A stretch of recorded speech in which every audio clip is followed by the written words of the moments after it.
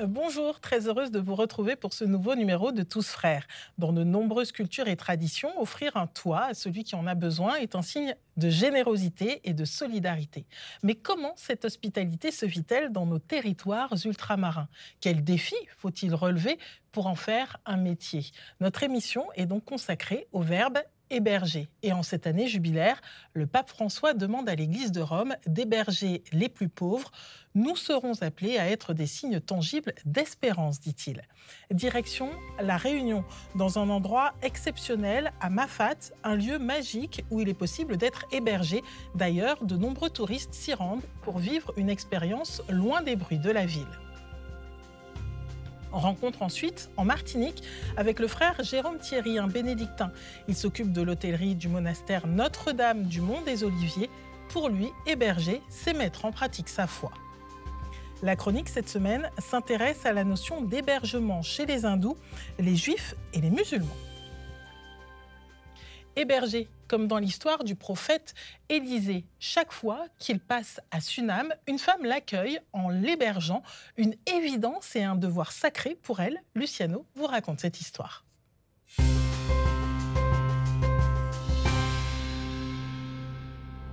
Héberger, comme dans l'histoire d'Élisée et de la Sunamite. C'est ce que j'ai décidé de vous raconter. Alors, tenez-vous prêts et embarquez avec moi dans ce récit tiré du 2e livre des rois. Un jour, dans la ville de Sunam, une femme riche, la voici, elle vient à la rencontre du prophète Élisée qui est de passage et elle l'invite à sa table avec insistance. Élisée finit par accepter et il est très bien reçu. Tellement bien reçu que c'est décidé, désormais, à chaque fois qu'il passera à Sunam, il viendra manger ici. Et c'est bien ce qu'il va se passer. Au bout de quelques visites, la Sunamite dit à son mari « Écoute, je sais que celui qui s'arrête toujours chez nous est un saint homme de Dieu. Faisons-lui une petite chambre sur la terrasse. Nous y mettrons un lit, une table, un siège et une lampe. Et quand il viendra chez nous, il pourra s'y retirer. » Et c'est bien ce qu'il va se passer.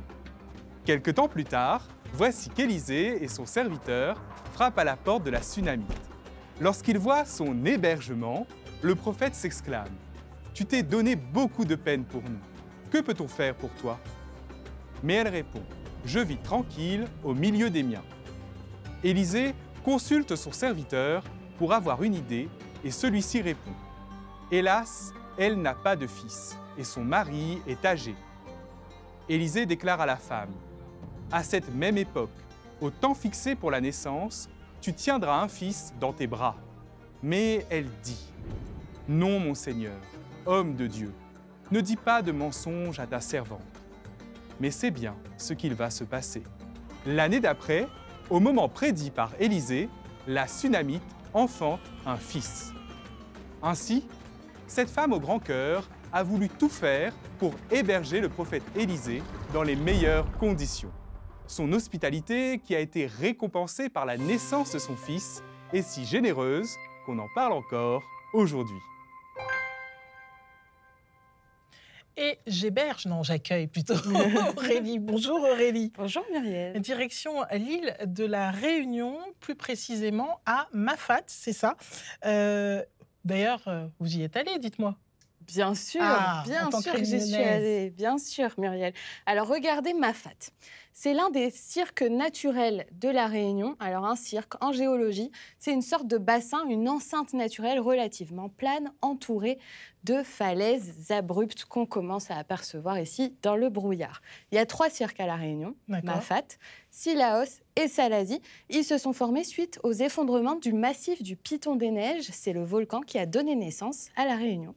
D'accord, j'en connais mieux. Merci beaucoup. Et qu'est-ce qui rend l'hébergement à Mafate si particulier ? Alors, il est plus qu'exceptionnel, en fait, l'hébergement à Mafate, car ce n'est accessible qu'à pied, à travers des sentiers comme celui-ci, après plusieurs heures de randonnée, 1000 mètres de dénivelé négatif en moyenne. Vous remonteriez tout de suite une fois en bas ? Non, moi je roule et je reste. C'est ce que je me disais. Alors, évidemment, heureusement, l'hébergement est présent à Mafate et c'est d'ailleurs toute une culture. Reportage d'Anna Bélissance et Renaud Roux.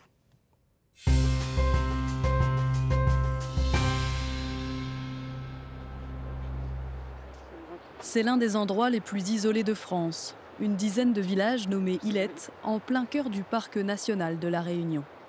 Ici, pas de voiture. Mafat est un petit paradis pour les voyageurs en quête de nature et de déconnexion. Allez. Noémie et Fabien viennent d'arriver à La Réunion dans le but de s'y installer. Ils ont réservé une nuit à la Nouvelle, le village le plus peuplé de Mafat, niché à 1400 mètres d'altitude. Pour leur première visite dans cet endroit exceptionnel, ils ont choisi la porte d'entrée la plus accessible, 2 heures de marche et plus de 500 mètres de dénivelé négatif. On sera content de découvrir une fois qu'on arrivera chez l'habitant et découvrir notre hébergement également. C'est quand même ça qui va être très intéressant et de pouvoir discuter avec eux et de savoir leur fonctionnement dans leur vie de tous les jours. Être logé chez l'habitant, c'est trouver refuge après l'épreuve des sentiers. Alors que les premières habitations sont en vue, Noémie glisse sur une pierre. La blessure nécessite des soins et l'Ilette de la Nouvelle est encore loin. Regarde, ça se trouve, c'est notre petite maison. Ils sont belles, bien isolées là-bas. De la Nouvelle. On est arrivé, on est à 1430. Et ben moi, j'irai à gauche, la Nouvelle Centre. Je fais plus confiance sur ça que sur les chutes. Après 3 heures de marche et avec la fatigue, Noémie chute à nouveau à quelques centaines de mètres de l'arrivée. Non, parce que si elle était cassée, elle ne marcherait même pas. Ah ben non. Sa cheville est touchée et doit être soignée. Noémie, enchantée. Madame, tu places pour votre cheville. Ah, merci, vous êtes formidable. Attends, tu veux bien. Moi, j'ai une formation premier secours. Vraiment, s'il y a un souci très très grave, on a la possibilité d'avoir le PGHM accessible, peu importe dans la journée. En fonction du temps, je précise. C'est les aléas de la rando, mais bon, l'endroit est tellement magique qu'on va vite passer à autre chose. Kendra, recrutée par Jonathan pour accueillir les voyageurs de passage au relais de Mafat, a fait le choix de vivre dans cet endroit coupé du monde. Jonathan, lui, a grandi ici à La Nouvelle. Il a fréquenté l'école qui accueille aujourd'hui ses enfants et parcouru des milliers de fois les sentiers par lesquels Noémie et Fabien sont arrivés. On se rencontre, on fait des amis, on parle de tout. Il y a des touristes qui parlent de leur région, etc. Les vacances qu'ils ont fait. J'y à Mafat, oui, c'est incroyable. Et je ne quitterai pas Mafat pour aller ailleurs. C'est ici qu'ils accueillent les randonneurs. C'est splendide. Merci. Et super calme surtout. Effectivement. Avec une attention particulière dans la manière d'aménager l'espace, avec des matériaux traditionnels venus par hélicoptère. Merci. Les petites cabanes bien chaleureuses. Superbe. Une cabane dans une cabane. Je me permets de déposer les affaires. Le tout dans le respect de la réglementation des constructions au sein du parc national. C'est superbe. Tout doit être fait en bois, donc en dur, donc c'est interdit. Ça fait penser à nos grands-mères, nos grands-pères. On est resté quand même sur la tradition aussi. Je pense que vous êtes bien et que vous êtes heureux ici. En tout cas, vous avez l'air et ça, c'est vraiment cool. Le fait d'être accueilli comme ça donne qu'une envie, c'est de revenir. Ouais, c'est ça. Ben, le but, c'est le but pour hein. moi, oui. Ouais. Ah ben, c'est réussi aussi. Merci. Donc, venez. Bonjour. Bonjour. Donc, Nolan, c'est mon fils. Bonjour. Donc, Bonjour. donc, on est apprenti cuisinier ici. Donc voilà. Et Kenny, c'est mon neveu. Donc, La famille. Moi, ça m'intéresse parce que je suis de la restauration en plus. Alors, j'ai carrément envie de savoir ce que vous nous préparez. Si vous faites une nuit, ça sera calme-toi. on est en créole hein, à La Réunion. Quand on mange la pâte de poule, on va faire des jolis enfants. Ah ouais. Ah ben, je vais en manger une ce soir. Le relais de Mafat, avec sa dizaine de salariés, est la plus importante structure d'hébergement dans le cirque. C'est qui veut une pâte. La capacité d'accueil permet de rassembler ici les voyageurs et les professionnels en mission. Noémie et Fabien partagent leur table avec une équipe d'élagueurs venus de la côte, hébergés dans l'Ilette pour quelques jours. Vous savez c'est quoi la devise? C'est quoi? Ça m'a pas, ça m'a pas. C'est convivial. C'est clair que je pense qu'on pouvait pas faire plus convivial que ça. Ah, ça c'est sûr. L'occasion pour les voyageurs d'en apprendre davantage sur les spécialités locales, culinaires, mais aussi botaniques. Ouais, un pied d'arbre, c'est un pied de bois. Exactement. Après le repas, le retour se fait à la frontale dans le silence et l'obscurité totale. On entend le petit bruit des oiseaux et tout à l'extérieur. Voilà, c'est un cadre idyllique. On sent que c'est hyper chaleureux. Les personnes sont contentes de nous accueillir. On voit qu'il y a du vécu derrière. Le lendemain matin, le bruit des oiseaux est accompagné par celui des hélicoptères et la cheville de Noémie a gonflé. Un retour par le sentier paraît compromis. Jonathan et Kendra lui conseillent d'appeler les secours. Le médecin régulateur du SAMU va vous répondre. L'hélicoptère pour nous, déjà c'est notre réveil. Et dans le cas Noémie, donc voilà, l'hélicoptère du PGHM, ils arrivent, donc c'est l'ambulance. Avant de partir, Noémie tient à accompagner les enfants à l'école. C'est là? La petite Maëlys veut elle aussi montrer un morceau de sa vie à cet inconnu rencontré la veille. On la récupérera tout à l'heure. Il y a un poule et il y a un coq. Il y a une poule et un coq? Oui. C'est super cool de vivre ce petit moment, d'avoir emmené Maëlys à l'école et puis de leur souhaiter une belle journée. Et puis surtout à bientôt parce que ça va s'arrêter pour nous, quoi. Pour moi, héberger, c'est aussi secourir, accompagner. Ça fait plaisir de voir qu'on peut aider les gens jusqu'à la fin de leur séjour ici. À l'arrivée de l'hélicoptère du peloton de gendarmerie de haute montagne, toute l'équipe vient souhaiter bon voyage à Noémie. Jonathan, quant à lui, se prépare à accueillir de nouveaux randonneurs. Les gîtes mafatais, authentiques et éloignés des tracas de la ville, hébergent chaque année près de 100 000 candidats à la déconnexion. Je ne sais pas ce que vous en pensez, mais Aurélie et moi, on a envie d'aller se déconnecter là-bas. Quoi qu'il en soit, direction maintenant la Polynésie à la rencontre de notre invité, le père Tareva Tahiti, vicaire de la paroisse Sainte-Thérèse de Taou Noa à Papeete. Merci d'être avec nous. Alors, vous vous rendez de temps en temps sur les différents atolls de la Polynésie. Quelle est votre mission exactement ? Bonjour Aurélie et Muriel et bonjour à toutes et à tous. Alors effectivement, je suis vicaire à la paroisse Sainte-Thérèse de Taou Noa et donc je me rends périodiquement dans les îles afin d'effectuer une mission et bien d'être auprès des communautés des îles éloignées de Tahiti. Et lorsque vous vous rendez sur ces atolls, vous aussi, vous êtes hébergé, j'imagine. Comment ça se passe, votre accueil? Alors effectivement, donc sur les atolls se pratique donc l'hospitalité, l'hébergement, l'accueil des prêtres, des voyageurs, des invités qui seront sur l'île. Alors je suis bien sûr hébergé au presbytère, qui est la maison du prêtre en fonction. Mais donc concrètement, eh bien, les paroissiens se mettent à pied d'œuvre pour pouvoir nous accueillir au presbytère. Et pourquoi est-ce important pour vous d'accueillir aussi avec des colliers de fleurs ou des chants, même les visiteurs qui viennent à l'improviste? Alors, eh bien, ça fait partie, je pense, de la culture polynésienne hein, dans son ensemble, que d'accueillir les voyageurs, voilà, de leur proposer pas seulement un hébergement, mais véritablement l'hospitalité. Donc, d'apprendre à les connaître, à vivre avec eux. Donc, à manger avec eux, à passer du temps avec eux. Aujourd'hui, dans notre société contemporaine, on a du mal à accueillir l'autre. Quels conseils vous pouvez nous donner pour que cette rencontre soit plus une bénédiction qu'une charge, finalement?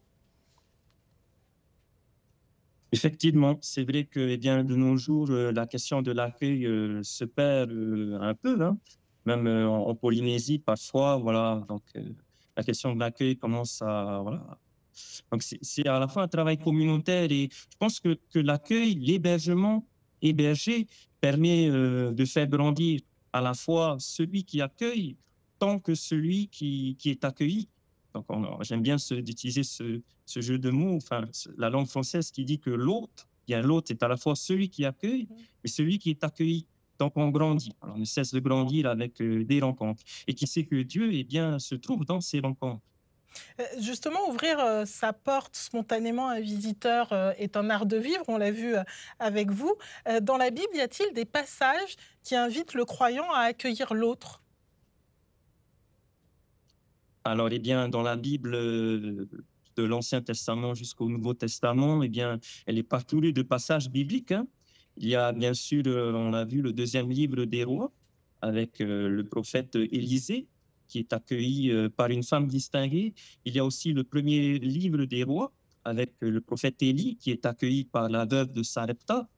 Donc, on pourrait continuer comme ça et donner beaucoup de citations bibliques. Le livre du Lévitique, c'est très important dans le judaïsme, qui justement, voilà, qui exhorte le peuple d'Israël d'accueillir l'étranger chez lui. D'ailleurs, Jésus, quand il envoie ses disciples en mission, il les invite à partir sans rien. Est-ce que vous pouvez nous expliquer ça au regard de l'hospitalité, justement? Alors justement, lorsque Jésus envoie ses disciples, je crois que pour avoir un cœur disponible à la mission, il faut sans doute savoir se détacher de choses qui pourraient nous encombrer à faire justement une rencontre qui pourrait nous changer la vie. Donc c'est non seulement laisser les biens matériels qui pourraient un peu entraver cette rencontre, mais aussi vider son cœur, avoir un cœur disponible pour pouvoir rencontrer et faire la connaissance de ceux qui nous accueillent avec ce qu'ils sont. Par rapport à ce que vous dites, est-ce que ça veut dire aussi, par exemple, dans le Nouveau Testament, Jésus promet de venir faire sa demeure dans les cœurs? Est-ce que ça rejoint un peu ce que vous dites finalement? Tout à fait. Et donc, pour que Jésus puisse faire sa demeure dans nos cœurs, il faut que nos cœurs soient disposés à l'accueillir. C'est-à-dire, au moins un cœur qui est vidé de tous les soucis, à la fois les tracas matériels, les choses de ce monde qui peuvent entraver justement Jésus de demeurer, d'habiter dans notre cœur. Concrètement, dans notre vie aujourd'hui, comment baisser notre garde? Parce qu'on a du mal à faire confiance à l'autre et donc à l'accueillir tel qu'il est.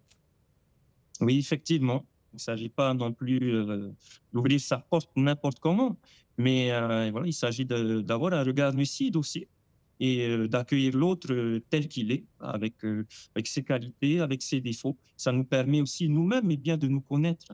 Donc, je pense que la bénédiction de Dieu vient dans cette rencontre-là. L'autre me révèle à moi-même. Et justement, la Bible et le pape François nous invitent à accueillir l'autre, mais concrètement, aujourd'hui, ça peut aussi nous sortir de notre zone de confort. Vous nous dites quoi? Qu'il faut tout simplement accueillir l'autre en souriant et nous faire un petit peu violence? Alors, bien sûr que oui, pour le pape François, alors ces paroles parfois peuvent choquer, bouleverser. Il ne s'agit pas non plus de se forcer à accueillir. Voilà. Il faut que ça soit à la fois un geste de gratuité.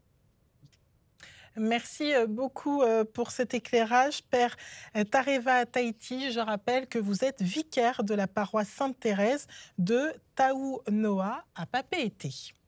Aurélie, maintenant je vous emmène chez moi en Martinique, plus précisément à Chelcher. Allez, venez à la rencontre d'un homme pour qui héberger est une vocation. Exactement, Muriel. Regardez, cet homme, c'est le père Jérôme Thierry. Alors, il est moine bénédictin au monastère de Notre-Dame du Mont des Oliviers et il s'occupe de l'hôtellerie, de la boutique. Notamment, c'est le premier visage en fait d'hospitalité du monastère que vous voyez juste ici, car le monastère Notre-Dame du Mont des Oliviers dispose d'une structure d'accueil où les gens viennent séjourner. Il y a 10 chambres individuelles.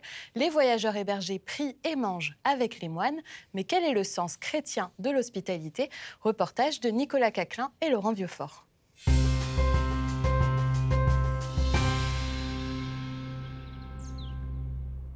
Quand on reçoit l'appel de Dieu, il y a du discernement à faire. Et au niveau du diocèse, il y a des prêtres qui sont employés à ce service, de pouvoir discerner l'appel de Dieu. Et à cette époque-là, c'était le père Zonzon que j'avais vu. Et c'est avec lui que j'ai discerné de venir au monastère. Parce que je cherchais quand même quelque chose de fraternel.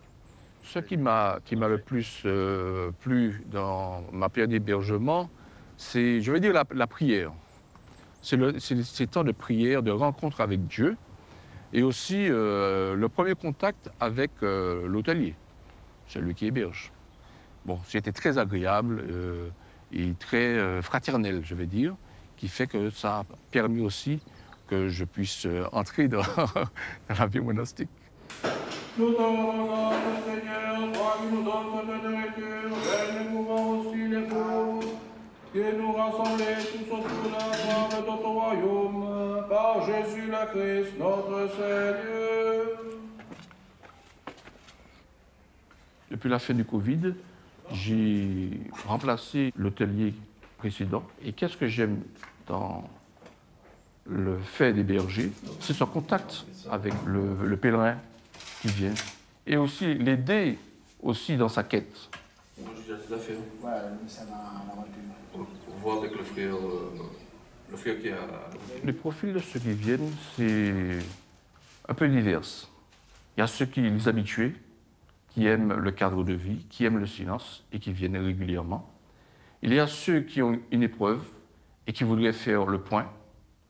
Et il y a ceux aussi qui veulent découvrir, qui voient le cadre de vie et qui ont entendu parler de la vie monastique et voudraient savoir et qui trouvent que c'est agréable.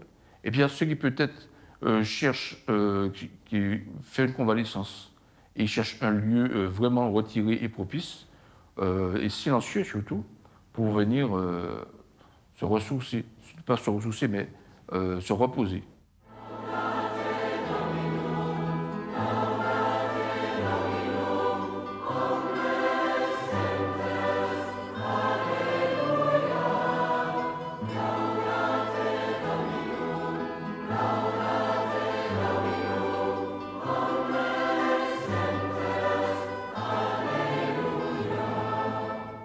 Dans le fait d'héberger, ce qui me plaît justement, c'est de rendre les gens heureux, de leur apporter un plus, quelque chose d'autre qu'ils n'avaient pas et qu'ils sont venus chercher en venant à notre rencontre. Et dans l'hébergement, on leur apporte ce plus pour que leur vie, leur quotidien soit un peu mieux. C'est la tome. Il y a des conseils, des notes en bas de page. Alors, qu'est-ce que je souhaite pour l'avenir? Je souhaite que le monastère continue à exister, que le monastère continue à héberger les gens et que nous ayons toujours plus de fidèles qui viennent nous rencontrer, qu'ils rencontrent toujours davantage Dieu. Et aussi, si on peut être connu un peu plus loin que la Martinique et les Antilles, ça aurait été, ce serait, je vais dire mon rêve, mais mon souhait. Place à la chronique de la semaine. Avec vous, Aurélie, nous nous intéressons à la notion d'hébergement chez les hindous, les juifs et les musulmans. Nous commençons par les juifs. Exactement. Alors, dans le judaïsme, il y a une grande tradition de l'hospitalité, déjà par Abraham, le patriarche du judaïsme, qui va héberger des inconnus. Vous connaissez cette histoire, Muriel, j'imagine. Je vous laisse, hop, la petite icône. Et voilà, regardez. 3 hommes passent à côté de la maison d'Abraham. Il les invite à s'asseoir et à se restaurer. Ces 3 hommes sont en fait des anges qui viennent annoncer au patriarche la naissance prochaine de son fils. Ici, en les hébergeant quelques heures, Abraham reçoit à sa table des annonciateurs de bonnes nouvelles. Ça, c'est pour le judaïsme. Qu'en est-il chez les musulmans? Alors, chez les musulmans, dans le Coran, plusieurs passages appellent à la protection du demandeur d'asile. On peut notamment lire... Regardez cette citation, Muriel, je vous laisse lire. Ceux qui ont donné refuge et porté secours, ceux-là sont les vrais croyants, à eux le pardon et une récompense généreuse. Voilà, pour les musulmans, héberger son prochain, c'est aussi un moyen de recevoir la grâce de Dieu. Et là aussi, les musulmans peuvent se référer à leur propre histoire. Et qu'en est-il chez les hindous ? Alors, chez les hindous, regardez cette belle icône, on va parler du livre des Upanishads qui regroupe les textes philosophiques de l'hindouisme. Ils expliquent les principes fondamentaux de la religion et on peut y lire un mantra qui dit que l'hôte est bien un messager envoyé par Dieu et plus encore, il est considéré comme semblable à Dieu. Donc, dans la tradition hindoue, l'hospitalité, c'est un devoir universel. Bien accueillir, héberger son hôte, lui offrir un beau lieu pour son repos, pour un bon repas, c'est considéré comme un sacrifice védique. Ça a une valeur rituelle. Comme pour tous les autres sacrifices, ça va permettre au maître de maison, en l'occurrence, d'améliorer son karma. Et est-ce qu'il y a des histoires concrètes d'hospitalité dans l'hindouisme ? Oui, Muriel, regardez. Ici, vous reconnaissez peut-être Arjuna. C'est un grand archer dont on raconte les aventures dans le Mahabharata. Eh bien, il est né parce que sa mère, Kunti, était parvenue à satisfaire parfaitement son hôte, un grand sage qui s'est avéré être une des incarnations de Shiva, rien que ça. Grâce au mantra offert par le sage, elle a pu ensuite invoquer les divinités afin d'avoir ses fils, les 5 Pandavas. En résumé, dans de nombreuses religions, l'hospitalité est une valeur qui rapproche le croyant de l'histoire de son peuple. Héberger son prochain est un moyen d'obtenir la grâce divine et de se rapprocher de Dieu. Merci Aurélie. Sur le site internet d'Outre-mer La Première, eh bien, un article revient sur le passage du cyclone Garance qui a dévasté l'île de la Réunion. Des centres d'hébergement d'urgence ont accueilli près d'1 millier de personnes. Des solutions de relogement temporaires sont proposées aux sinistrés en attendant des solutions plus pérennes. Et puis sur le site internet du Jour du Seigneur, une homélie de l'évêque Gomez Cantero invite les fidèles à faire de notre monde une maison. Pour lui, l'accueil de l'autre est essentiel. Je cite, « Notre mission est de faire de ce monde une maison et nous ne pouvons pas échouer dans cette tâche. » Et vous allez pouvoir retrouver toutes nos émissions et celles-ci sur notre site internet avec des contenus inédits. Et vous, quel sens donnez-vous à l'hospitalité? Répondez-nous sur les réseaux sociaux de Tous Frères. Moi, j'ai une relation spéciale à l'hospitalité. Je vois que vous vous posez la question. Alors moi, c'est vrai que j'héberge beaucoup de monde tout le temps. C'est vrai? Vous m'avez jamais hébergé, dis donc. Ouais, vous m'avez rien demandé. C'est vrai. Ma mère, elle appelle ma maison la case bon Dieu. La case bon Dieu, ça veut dire la maison de Dieu. Donc c'est vrai que dès qu'il y a quelqu'un qui a besoin d'un hébergement, ils viennent chez moi et je dis toujours oui. Je dis toujours oui, même si c'est tout petit, surtout parce que je me sens utile. Et finalement, j'ai l'impression que de me sentir utile, ça me sert plus à moi qu'à ceux qui sont hébergés chez moi. Ah d'accord. Moi, en fait, je me souviens surtout de voyages solidaires où j'ai été hébergée chez les particuliers. Et c'est vrai que l'intérêt de vivre avec les locaux, c'est qu'on en apprend beaucoup sur eux et j'ai remarqué que surtout ceux qui n'avaient pas grand-chose donnaient énormément et avec énormément de générosité et de cœur, car finalement, héberger l'autre, ma chère Aurélie, est une façon d'échanger et de découvrir autrui. Ça peut être une belle leçon de vie et même marquer une vie. Regardez, je vous en parle encore alors que ça fait des années. Très belle semaine à vous et à bientôt.